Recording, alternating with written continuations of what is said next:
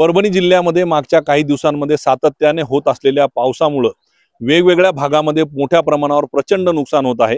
3 दिवसापासून परभणी जिल्ह्यात पाऊस होतोय। या पावसामुळे सुरुवातीला पाथरी तालुक्यामध्ये मोठ्या प्रमाणावर नुकसान झालं, त्यानंतर पूर्णा तालुका आणि पालम तालुक्यामध्ये अतिवृष्टी झाली। त्या ठिकाणच्या अनेक गावांमध्ये मोठ्या प्रमाणावर शेती पिकं जे आहेत ते पाण्याखाली गेलेत आणि आपण जर बघितलं त्यानंतर परभणीच्या बोरी आणि दुधगाव मंडळामध्ये सुद्धा अतिवृष्टी झाली आणि याचे परिणाम जे आहेत ते आपण बघू शकतो की वेगवेगळ्या भागामध्ये कमी वेळेत जो जास्त पाऊस बरसतोय त्याचे हे परिणाम आहेत की अजूनही पाणी जे आहे ते गुडघ्या एवढं पाणी शेती पिकांमध्ये आहे। आपण जर बघितलं तर सोयाबीन पूर्णतः वाहून गेलेले आहे, शेतातली जी माती आहे ती माती खरडून दुसऱ्या शेतांमध्ये गेलेली आहे। अजूनही मोठ्या प्रमाणावर पाणी जे आहे ते शेती पिकांमध्ये आहे आणि आपण जर बघितलं तर परभणी जिल्ह्याची वार्षिक सरासरी जवळपास 761 मिलीमीटर एवढी आहे आणि सप्टेंबरच्या या 14 तारखेपर्यंत 15 तारखेपर्यंत पाऊस जो झालाय तो 97% पाऊस झालाय।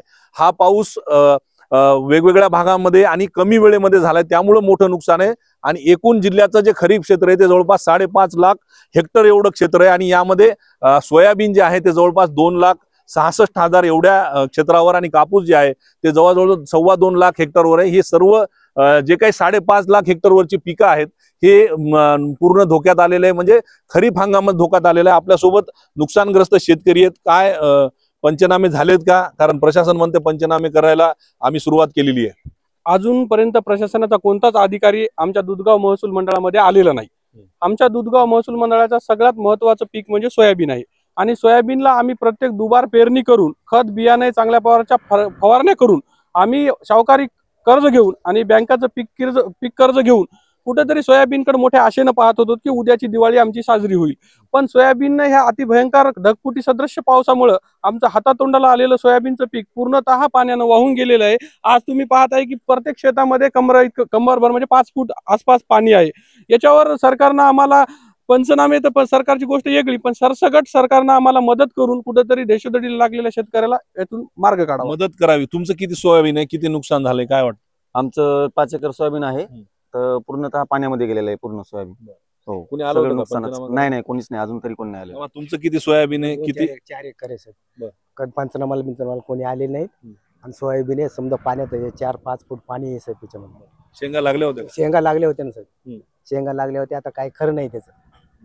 आता किती त्याच्यातलं समजा पाणी जरी निचरा झालं किती उत्पन्न हाताला येईल? काहीच नाही साहेब, 0 मध्ये आहे ते। आता शेंगा लागत नाहीत त्याला, काही धान्यच लागत नाही त्याला।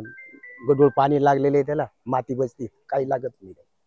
एकूणच बघायला गेलं तर ही परिस्थिती परभणी जिल्ह्यातील विविध भागामध्ये सुरुवातीला पाथरी या तालुक्यामध्ये पाऊस झाला, त्यानंतर पूर्णा पालम या ठिकाणी पाऊस झाला, गंगाखेडमध्ये पाऊस झाला, परभणी तालुक्यामध्ये पाऊस झाला, जिंतूर तालुक्यामध्ये पाऊस झाला आणि यामुळे प्रचंड नुकसान आहे। दुसरीकडे 22 लघु आणि 4 मध्यम 2 मध्यम प्रकल्प जे आहेत ते सुद्धा पूर्णतः भरले, त्यामुळे त्यांच्यातून विसर्ग जो आहे तो नद्यांमध्ये होतोय आणि नद्या सुद्धा तुडुंब भरून वाहत आहेत। जायकवाडीचं पाणी, माजलगाव धरणाचं पाणी जे आहे ते गोदावरीमध्ये आलेलं आहे, त्यामुळे गोदावरीवरील सर्व 5 बॅरेजेस जे आहेत ते भरून गेलेले आहेत आणि त्यांचं सुद्धा पाणी मोठ्या प्रमाणावर आलेलं आहे आणि पूर सदृश्य परिस्थिती जी आहे ती प्रत्येक नदीला परभणी जिल्ह्यातल्या, मग गोदावरी असो, पूर्णा असो, दुधना असो, या सर्व नद्यांना आणि उपनद्या सुद्धा ओसंडून वाहतात। यामुळे परभणी जिल्ह्यातला पूर्ण खरीप हंगाम शेतकऱ्यांच्या हातून जाण्याची शक्यता आहे आणि आता खरी गरज आहे ती शासनाच्या मदतीची।